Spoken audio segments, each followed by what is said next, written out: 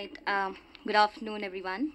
Let me start by saying that all of us sitting here in this room will be a witness to the 21st century.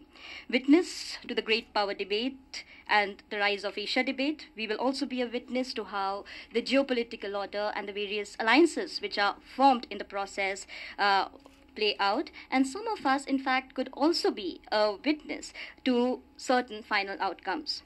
Well, how these alliances are forged, shaped, or created will therefore determine our future trajectories.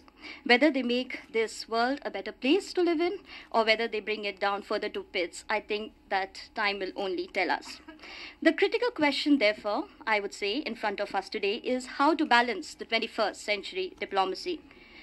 Balance it between issues of realpolitik on one hand and with issues of norms, equity, fairness, justice on the other. In other words, how can states as primary actors meet their interests, which is important, I would say, for national stability and security, and at the same time do not impede or trample on issues which are related to human rights and human security. This, I would say, is the big question. So it would be appropriate to ask, is there a fair, desirable way out? And if there is a desirable way out, is there a feasible way of following it up? What are then the details or the approaches to merge the desirable with the feasible? And I would say this is really the Gordian knot in front of us, which we have to solve and grapple with in the 21st century. Kautilya in Arthashastra, interestingly, is providing a framework for this balancing act. Well, before I engaged with Kautilya in some substantive way, I always thought of him as a deceptive, cunning advisor to Chandragupta Maurya. I never thought that someday, which is of course today, I will be arguing that issues of virtue do find a place in Kautilya's Arthashastra. So the question which now emerges is that how does Kautilya do that? How does he bridge the gap between the desirable on one hand and the feasible on the other? In order to address this question, let me present my main findings to you, which the paper which I'm going to present today is titled as Bargaining and Negotiation Analysis Lessons from Arthashastra. Before I do this, let me also add a caveat. This paper does not talk about strands which primarily elaborate on Kautilyan tactics. In fact, what I really focus on the philosophical moorings of the text and then read aspects of diplomacy related to it within this broader understanding which Kautilya had in mind.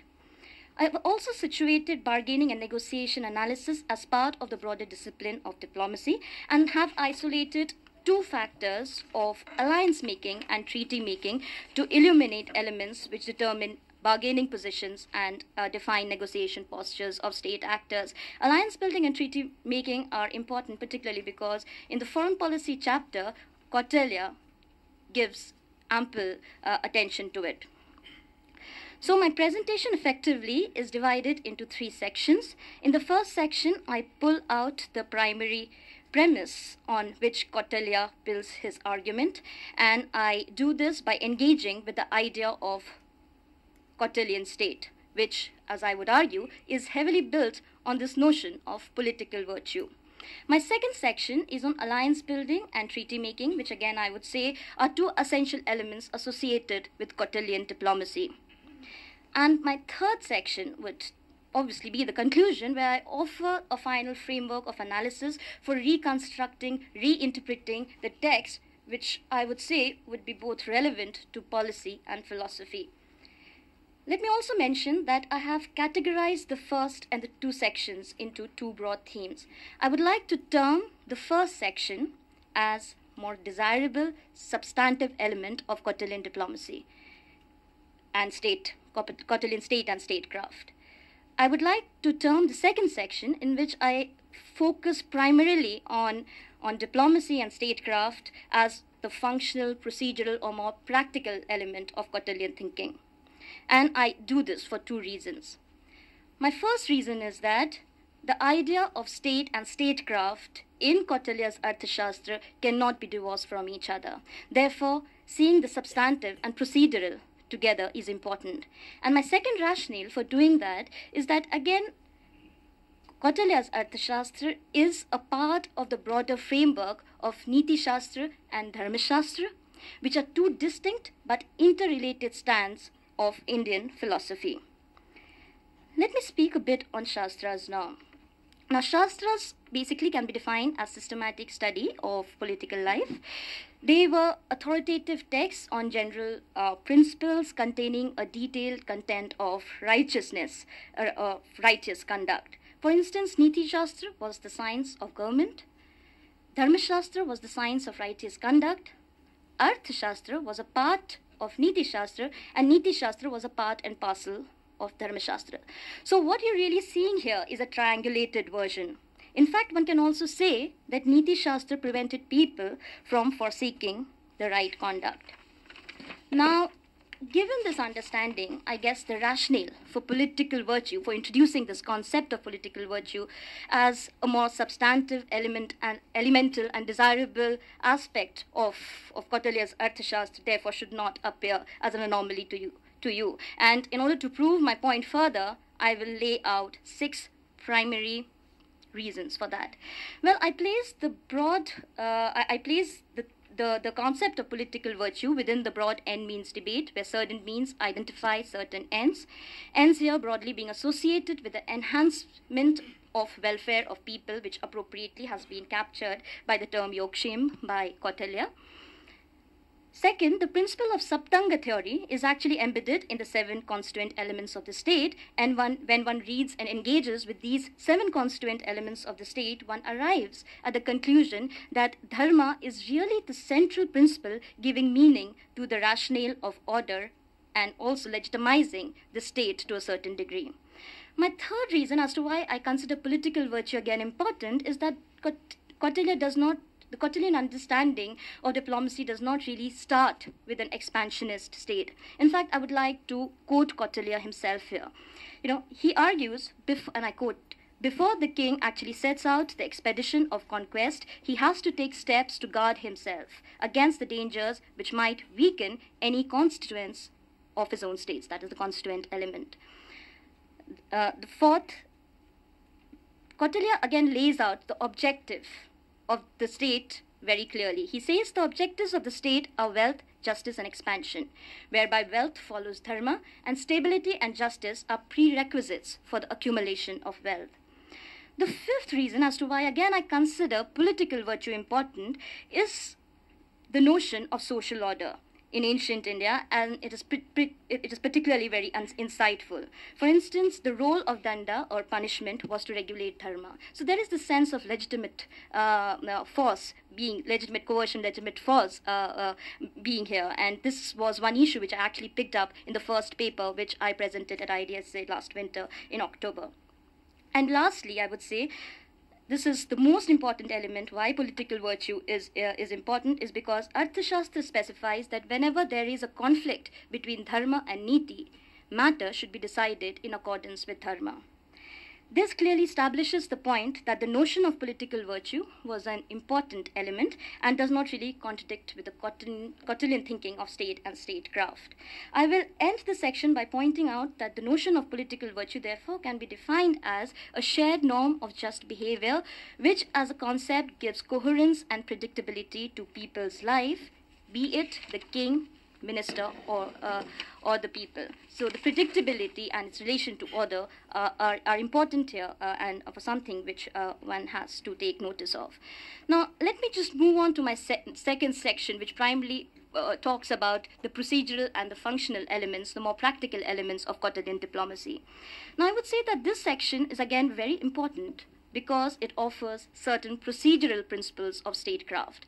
And I must emphasize here that this is primarily an auxiliary of the substantive idea as articulated through the notion of political virtue.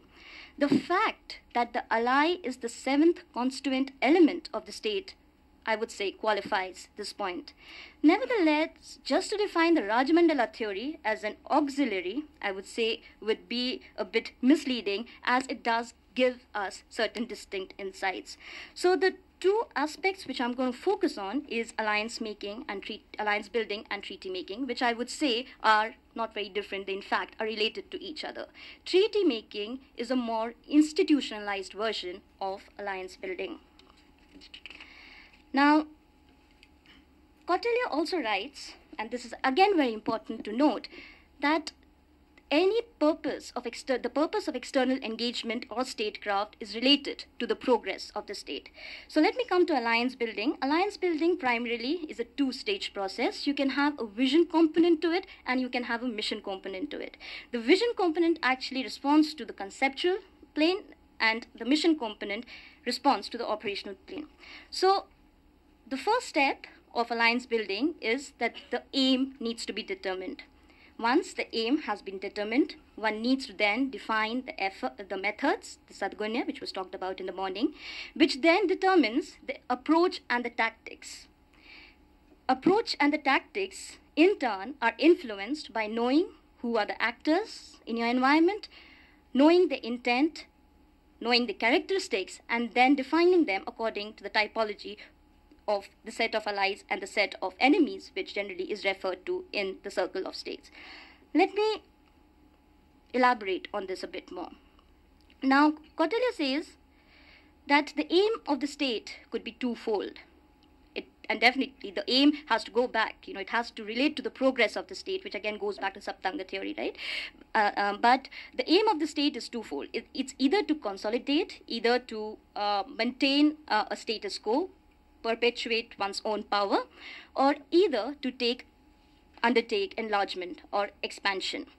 Once the aim has been decided, whether it's consolidation or expansion, the methods become very important, which are the 6 methods of foreign policy he's talking about. The methods, again, can be broadly divided into a passive method and an active method. And now you see variants of passive method by the terms called Samadhi, Asana, Samasray, and active methods, the variants of active methods, which has hostile overtones through the terms Vigraha, Yana, and Dvedi Bhav. I would say that these methods outlined by Kautilya, the 6 methods overall, are very interesting because they are explicit means for effective coordination between alliances. And I read it in this perspective because the aim of foreign policy is to strengthen alliance, which should serve the progress of the state. Again, remember the Saptanga theory and the ally being its 7th element. Now, coming to the next point, employment of these methods would then be dependent on the number of actors available. Kautilya mentions 12 actors. They've been can be categorized into 5. One is the conqueror, the Vijigishu. Then is the enemy, ally, the neutral king, and the middle king. It is important that one knows the intention and the motivation of the actors. This is again a very interesting insight because geography is not the only reference point for identifying the enemy. In fact, Kautilya says that the intent and motivation can be gauged from the cohesiveness of the 7 constituent elements. The more proximate a particular state is to the Saptanga theory, the more susceptible and aware should one become about its motivation. And this is a very interesting insight, which at least I got while studying this whole notion of alliance building. Based on the intention plus the motivation of the actor, one can then classify them according to the typology. So, is there a resonance with the literature on diplomacy and negotiations on alliance building? Well, Kautilya says best allies are allies who have a common interest. If you look at the literature on coalition building, it's been defined as a set of governments that defend a common position in negotiation through explicit coordination. Now, coming to treaty making, the second aspect, which is more institutional version of alliance building, treaty making, again, in the literature of diplomacy has been defined as efforts to sustain international cooperation. Kautilya says is an extension for sustaining allies and maintaining balance of power, which is essential for perpetuating the dominant position of the Vijigishu. Kautilya considered treaty making important because Kautilya believed in relative power. And also diplomacy, in fact, was an extension, it was an effective instrument of confidence building. So do we find an element of political virtue here? I would say definitely yes. Kautilya argued that agreements based solely on honor, for instance, are more preferable as they are more sustainable. So he has a rationality, purposive rationality, which you talk about, Michael. Agreements based on surety or hostage would depend on relative power, and therefore the agreement could be very fragile and weak. The moment the power of the opponent party goes up or declines, what really happens? The agreement breaks. So Kautilya, in fact, argues on the contrary that agreements, in fact, which are based on oath and honor would be more stable not only in this world but also in the next, the element of dharma coming up here. Kautilya also preferred just treaties, because unjust treaties, he argues, could lead one to lose allies. Again, ally being a very important element of the seven Saptanga theory. Unequal treaties, interestingly, find again a very special place in Kautilya's Arthashastra, as they could lead to future benefits. And this also, in the process, creates an option for creating allies. So I think the whole emphasis here on alliance building, sustaining allies, maintaining allies is important to note. Now, based on these two sections, the conclusion that I came to was that desirable and the feasible in Arthashastra are, of course, related. They are related because the why really gets answered in the process. And as a researcher, I was really looking for that why. Why does Kautilya talk about what, someone is talking about the whole mandala theory is very fluid. So why does the element of political virtue comes up very strongly when he's talking about state power and state capacity in a certain way? But where does that element gets lost? And it's definitely, I've taken you to the 5 rationalities or the 6 rationalities why I consider political virtue becoming an important factor. So once I really found this why, actually the Gordian knot got disentangled. And the conclusion that I came to was that, in fact, Kautilya starts with the Saptanga theory and ends with the Saptanga theory. The focus on Arthashastra is on Rajniti, and Rajamandala is a part of it. Rajamandala, however, need not be understood or underestimated, as it is as one is exposed to the finesse and the focus which Kautilya gives to details. Thus, based on this analysis, I would argue that one needs to interpret, revisit, and reconstruct Kautilya within the broader rubric of the philosophy of Purushartha, which is an embodiment of certain virtues which balance both governance and statecraft. The 4 virtues which I've mentioned in this slide are, of course, dharma, which is moral power, arth, which is wealth, moksha, which is salvation, and kama, which is worldly pleasure. And this, I would say, really provide the interpretive basis for understanding the Kautilyan state, and the element of political virtue, I would say, appropriately captures that. So, the desirable and feasible get meaning only by going back to the idea of state. What should be the fundamentals of the state? What determines the role and place of a particular state in the circle of states? What defines a strong state? What defines a fragile state? These are some questions that Kautilya's Arthashastra is trying to address. The answer or the conclusion that Kautilya comes across, or the understanding which you see it in this perspective, you come to this understanding, or you arrive at this understanding, that the strength of the state depends on alliance building, which is essential not only for state survival, but also for successful diplomacy. I would say this is therefore my classic departure point for understanding Kautilya's diplomacy and statecraft. And I would say that, or perhaps I can conclude that, one should be wary of blindly following the Rajamandala theory. Because if one does so, there is always a trap of getting into a very heterogeneous interpretation of what Kautilya's Arthashastra is about. And perhaps I would like to make an analogy with this story of the 6 blind men who all knew that an elephant existed, but neither was sure how it was being interpreted and what it meant. And therefore, the final question is that whether the state is ready to exercise the Rajamandala theory. That is where I will end this presentation. Thank you.